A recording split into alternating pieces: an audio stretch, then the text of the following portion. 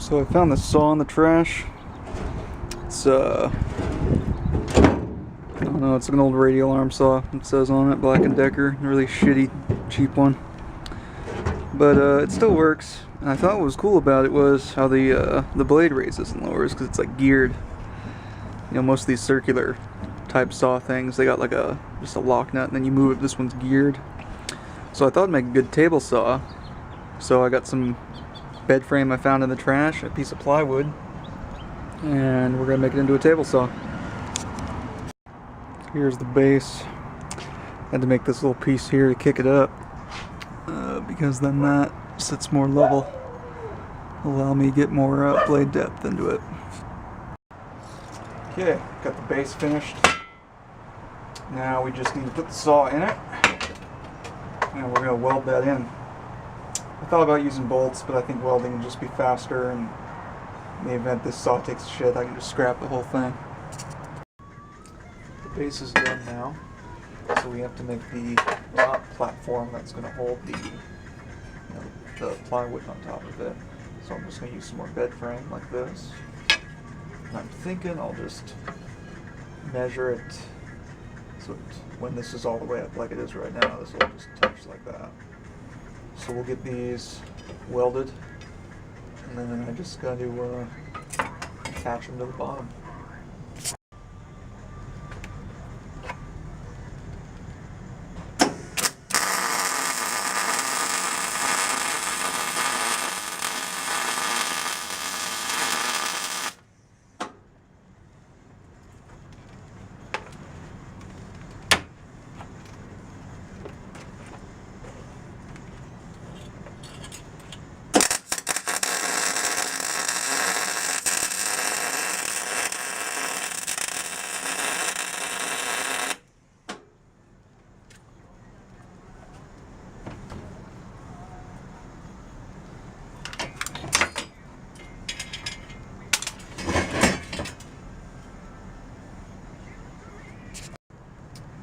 Now I'm putting I gotta make the little connectors to connect the top and bottom together.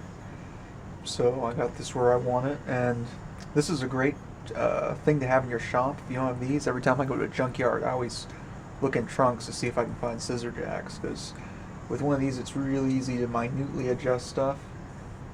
And see, I'm getting that level. And now I can take my measurements and cut the pieces I need.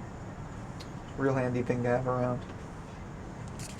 So now we have the base of it pretty much made, starting to look like a table saw. Now I'm just trying to figure out where I want the blade to actually come out. I think I want it more towards the back, and I'd like to leave a lot more wood on this side. I am planning on putting a miter slot in it, so we'll leave a little room over here, maybe about a foot from the blade. And we'll just leave the rest hanging off the side. We'll probably put the blade, let's say, 3 inches back. Okay, so we'll get that measured, and then I think I'll have to like plunge cut the hole for it with another circular saw I have. So, because this one doesn't go all the way down, so I can't like plunge up into the wood. Starting to somewhat resemble a table saw now. At least I got depth control. And I can also change the bevel on it if I want. That's still on there.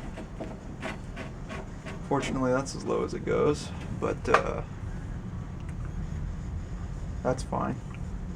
And this is an 8-inch blade. If I wanted to, I could put the 7 1/4 in it, and that would probably take it down even lower if I had to cut a lot of 1/4-inch stuff, but that's fine. And then if I need to, when I put it all the way up, parts of the saw body hit this plywood. So I need to, right now what I'm going to do is start making some markings on there, so I can figure out what I need to cut away down here. And then once I get the get clearanced, we'll be able to attach it to the base. So we got everything together. I just bolted the top to the base, and I just clamped on this fence just to try it out. Let's see, still got to put a switch on it. Just gonna plug it in right now.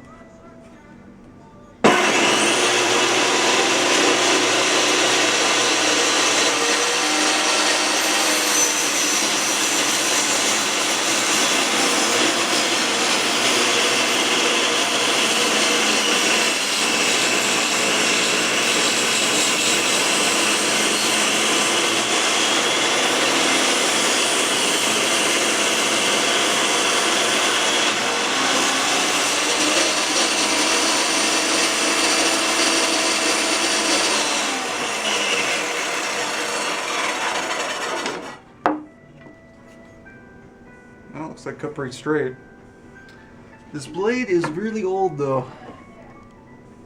Have to put in one of the newer blades I have, but that works great.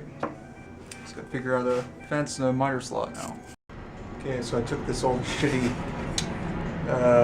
dull steel blade out that was in it. Now I got a carbide blade in here, so hopefully that will cut better. Let's see how it does. Plug it in first.